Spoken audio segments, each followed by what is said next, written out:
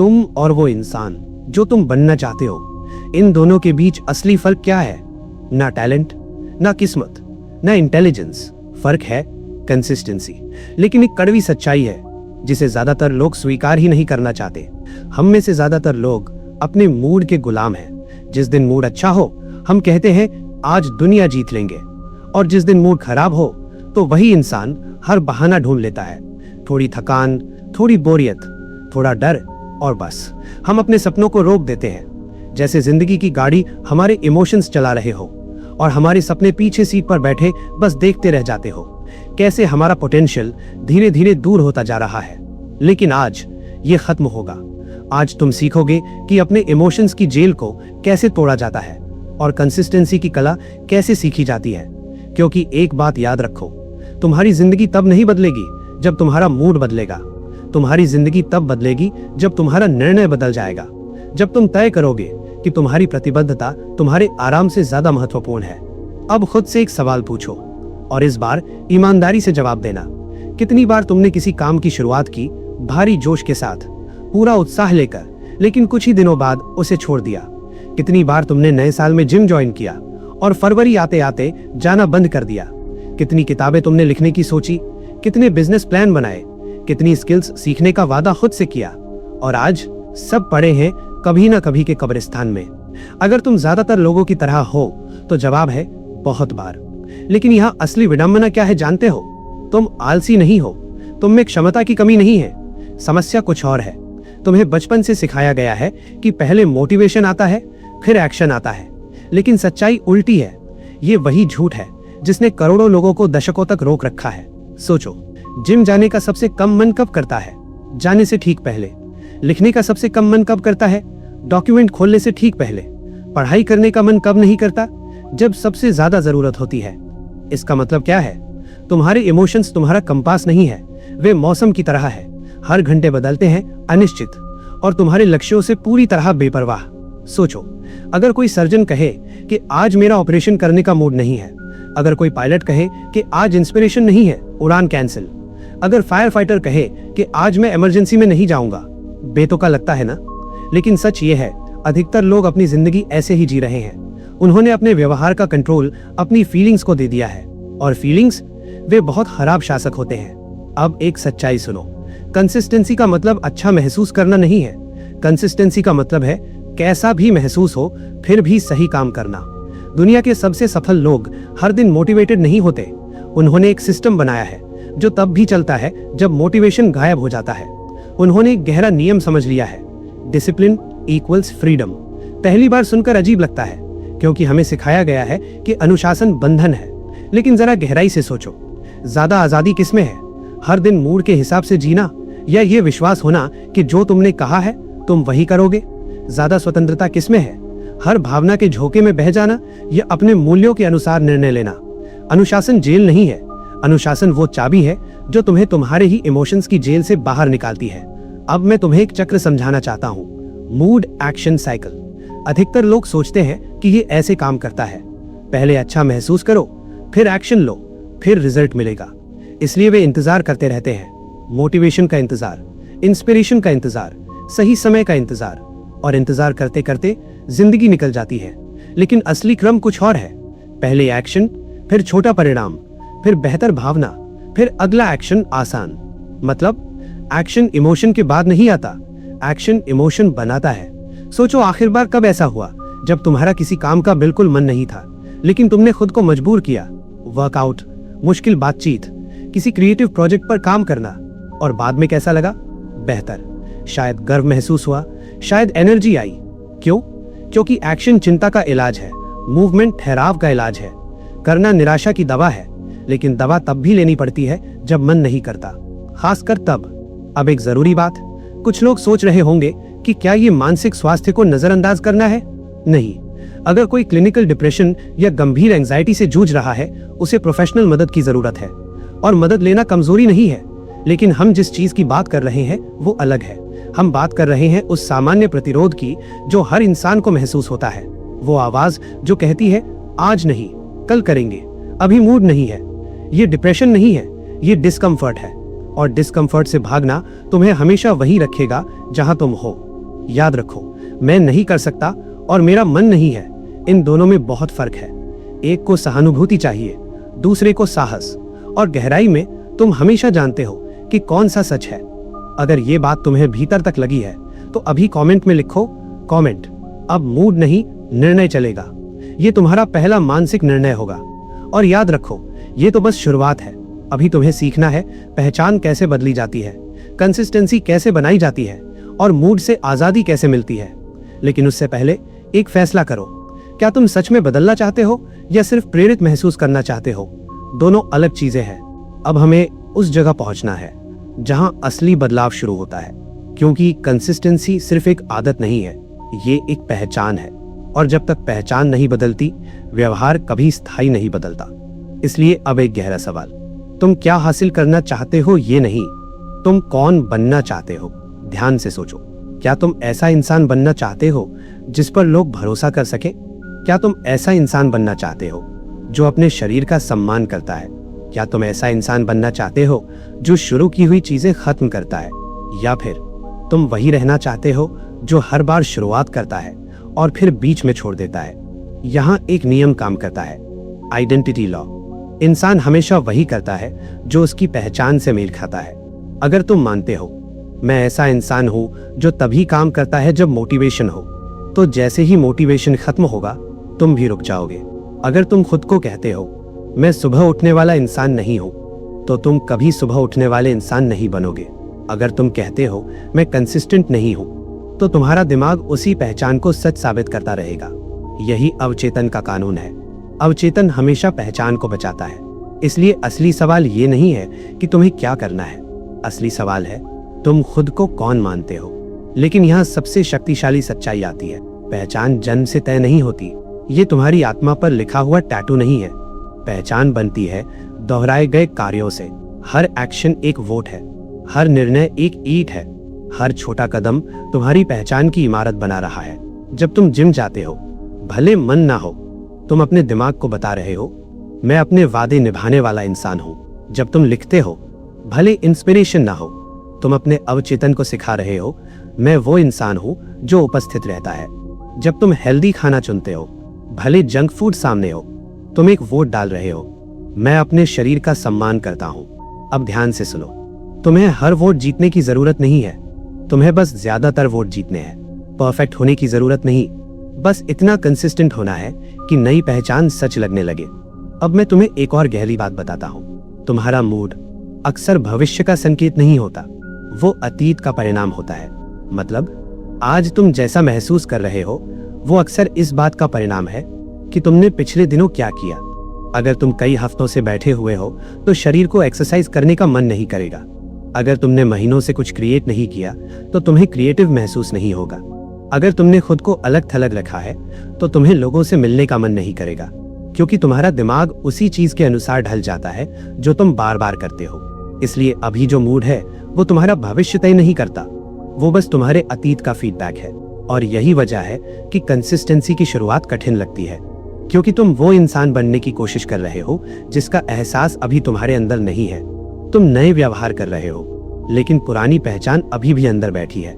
ये एक गैप बनाता है, एक अजीब सी असहजता। लेकिन सुनो, यही गैप विकास की जगह है।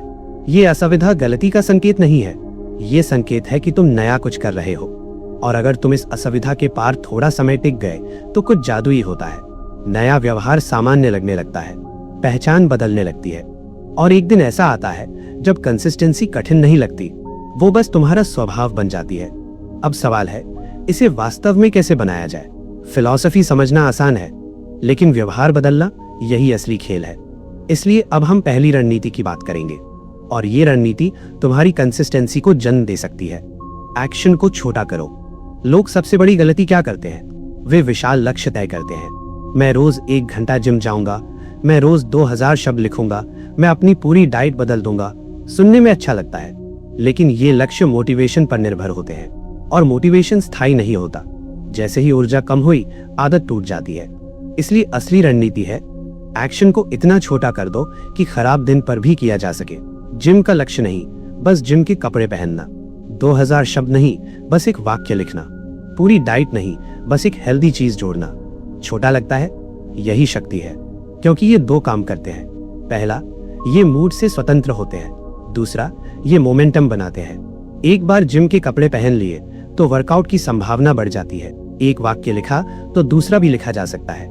सबसे कठिन हिस्सा क्या होता है? शुरुआत। इसलिए शुरुआत को इतना आसान बनाओ कि दिमाग मना ही ना कर सके। अब दूसरी रणनीति, ट्रिगर रूटीन्स। तुम्हारा दिमाग पैटर्न पसंद करता है। वो ऊर्जा बचाने के लिए ऑटोमेटिक व्यवहार बनाता है। अगर तुम इसे समझ लो तो कंसिस्टेंसी आसान हो जाती है। इसके लिए एक नियम बनाओ, इफ देन।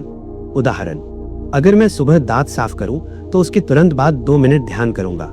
अगर मैं कॉफी बनाऊं तो उसके बाद जर्नल में 5 मिनट लिखूंगा। अगर मैं घर पहुंचूं तो बैठने से पहले वर्कआउट कपड़े पहनूंगा। ये निर्णय नहीं है, ये पैटर्न है। और पैटर्न में मूड का रोल नहीं होता, क्योंकि ट्रिगर पहले से तय है। और सबसे शक्तिशाली नियम क्या है? नई आदत को किसी पुरानी आदत के साथ जोड़ो, क्योंकि पुरानी आदत नई आदत को खींच ले जाती है।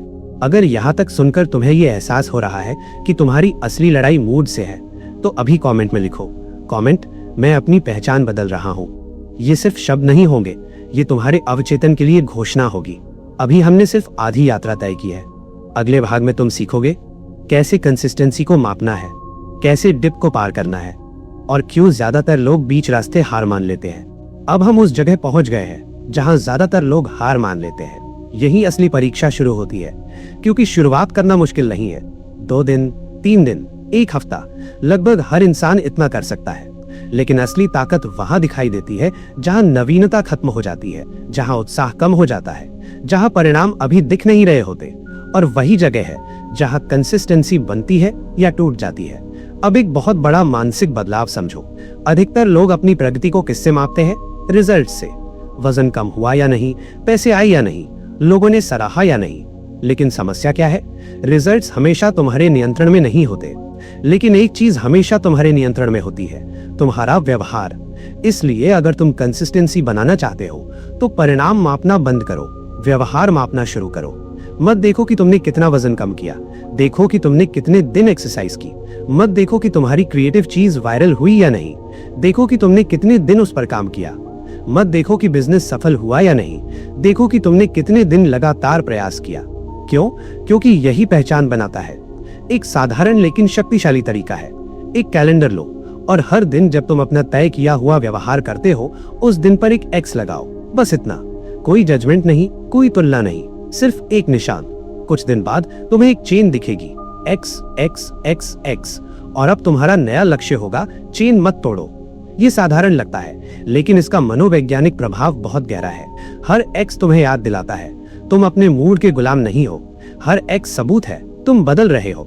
हर एक्स ये बताता है तुम वो इंसान बन रहे हो जो अपने वादे निभाता है। और जिन दिनों तुम्हारा मन बिल्कुल नहीं करेगा, तब वही चेन तुम्हें रोक लेगी, क्योंकि अब तुम कुछ बना चुके हो, और इंसान स्वभाव से वही बचाता है जो उसने बनाया है। लेकिन अब मैं तुम्हें उस चीज के बारे में बताने वाला हूँ जो लगभग हर इंसान को तोड़ देती है। इसका नाम है द डिप।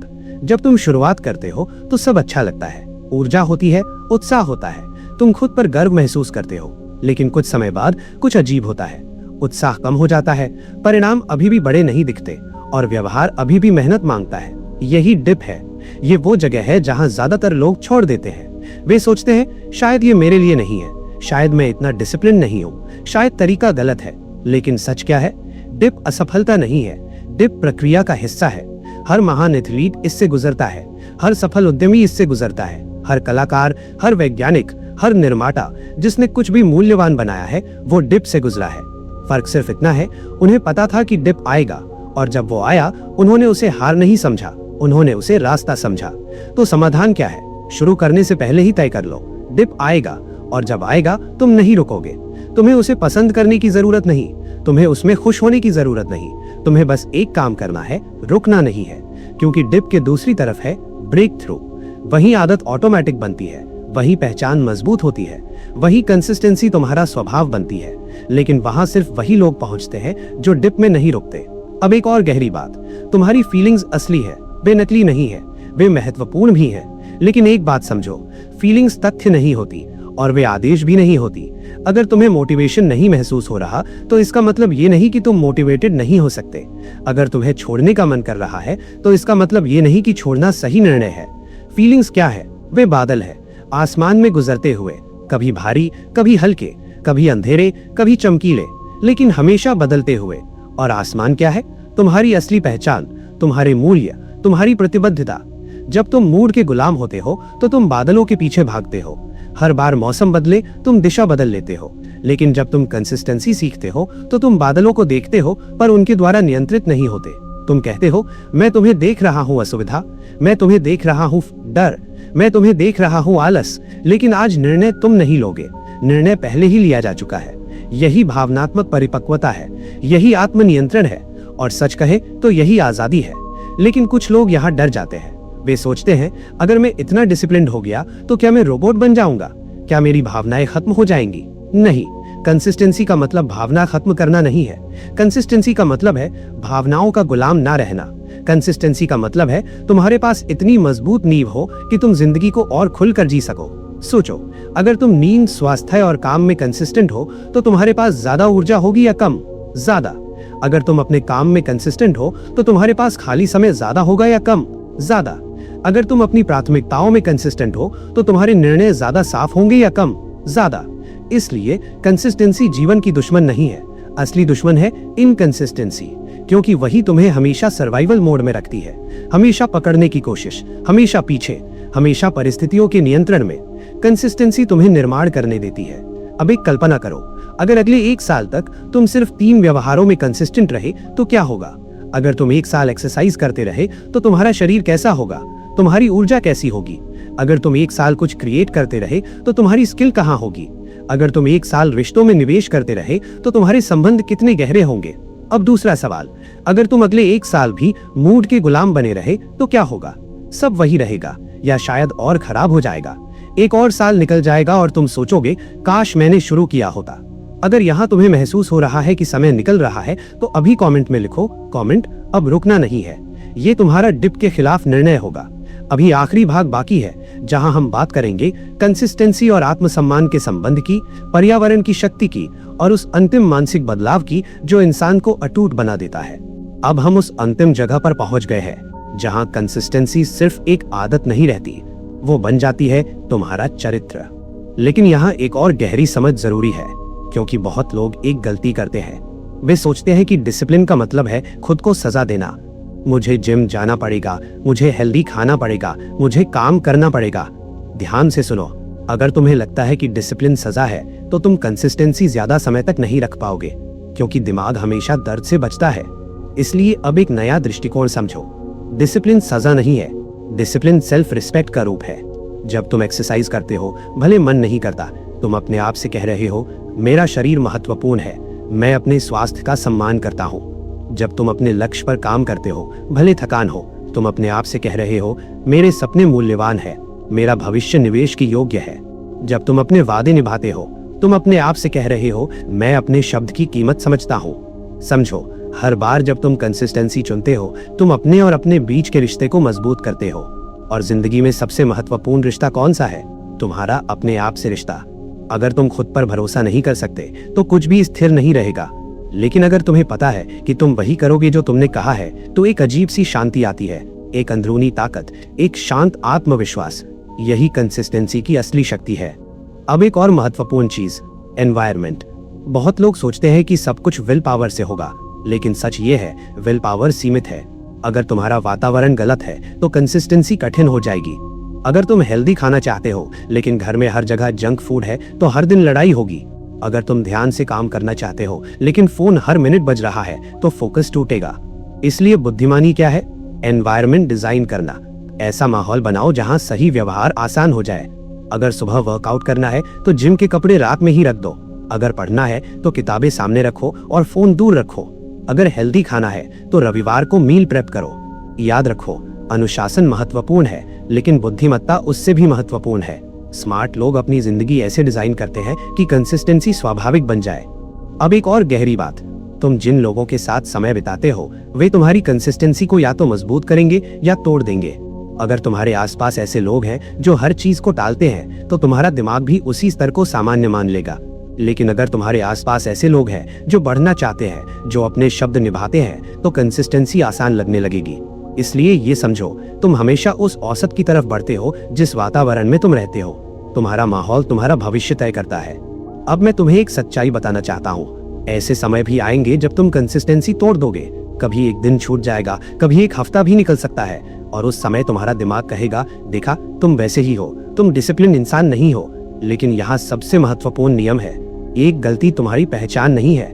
एक दिन की असफलता तुम्हें असफल इंसान नहीं बनाती, तुम्हें परिभाषित करता है तुम्हारा अगला निर्णय। अगर तुम गिर गए तो क्या तुम वहीं पड़े रहोगे या फिर उठोगे? कंसिस्टेंसी का मतलब कभी गिरना नहीं है, कंसिस्टेंसी का मतलब है गिरने के बाद भी चलते रहना। अब मैं तुम्हें एक गहरी बात बताना चाहता हूँ जिसके बारे में बहुत कम लोग सोचते हैं। कंसिस्टेंसी का एक आध्यात्मिक पहलू भी है। जब तुम अपने शब्द निभाते हो, जब तुम अपने मूल्यों के अनुसार काम करते हो, तो तुम अपने अंदर के उस हिस्से को सम्मान दे रहे होते हो जो सिर्फ वर्तमान से बड़ा है। तुम्हारे अंदर एक हिस्सा है जो सिर्फ आराम नहीं चाहता, वो विकास चाहता है, वो अर्थ चाहता है, वो अपनी क्षमता तक पहुंचना चाहता है। कुछ लोग उसे उच्च आत्मा कहते हैं, कुछ लोग अंतरात्मा कहते हैं। जब तुम आसान रास्ता छोड़कर सही रास्ता चुनते हो, तब तुम उसी आवाज का सम्मान करते हो, और वहां से एक गहरा संतोष आता है, एक शांत गर्व, ऐसा गर्व जो किसी बाहरी उपलब्धि से नहीं आता। अब एक सरल अभ्यास, अगले 24 घंटे के लिए सिर्फ एक व्यवहार चुनो, बहुत छोटा, बहुत आसान, लेकिन तय करो ये होगा, चाहे मूड कैसा भी हो, चाहे एनर्जी कम हो, चाहे मन न करे, सिर्फ 24 घंटे। क्यों? क्योंकि ये व्यवहार नहीं, आत्मविश्वास का निर्माण है। जब तुम खुद से किया वादा निभाते हो तो तुम्हारे अंदर सेल्फ ट्रस्ट बनता है, और जब सेल्फ ट्रस्ट बनता है तो कंसिस्टेंसी संभव हो जाती है। अब एक अंतिम सवाल, 1 साल बाद तुम भविष्य में पहुंचोगे, ये तय है, समय रुकता नहीं। लेकिन सवाल ये है, जब तुम वहां पहुंचोगे तुम कौन होगे? क्या तुम वही इंसान रहोगे जो हमेशा कहता है कभी ना कभी, या वो इंसान जो चुपचाप काम करता रहा और एक दिन बदल गया? क्या तुम अभी भी मूड के गुलाम रहोगे या कंसिस्टेंसी के मास्टर? ये फैसला किसी और के हाथ में नहीं है, ये फैसला अभी यहीं तुम्हारे हाथ में है। इसलिए आज एक निर्णय लो, मूड के अनुसार नहीं, पहचान के अनुसार। तुम कौन बनना चाहते हो वही बनना शुरू करो। एक छोटा कदम, फिर दूसरा, फिर तीसरा, और एक दिन तुम पीछे मुड़कर देखोगे और पहचान नहीं पाओगे उस इंसान को जो कभी शुरू करने से डरता था, क्योंकि तुम बदल चुके होगे, तुम कंसिस्टेंट बन चुके होगे। और कंसिस्टेंसी के साथ आती है आजादी। अगर इस संदेश ने तुम्हें भीतर तक हिला दिया है तो अभी एक निर्णय लिखो, कमेंट करो, मैं अपने निर्णय का मालिक हूँ। ये सिर्फ शब्द नहीं होंगे, ये तुम्हारी नई पहचान की घोषणा होगी। चैनल को सब्सक्राइब करो, वीडियो को लाइक करो, और आज मैं खुद से एक वादा करता हूँ, मैं अपने मूड का नहीं, अपने निर्णय का इंसान हूँ।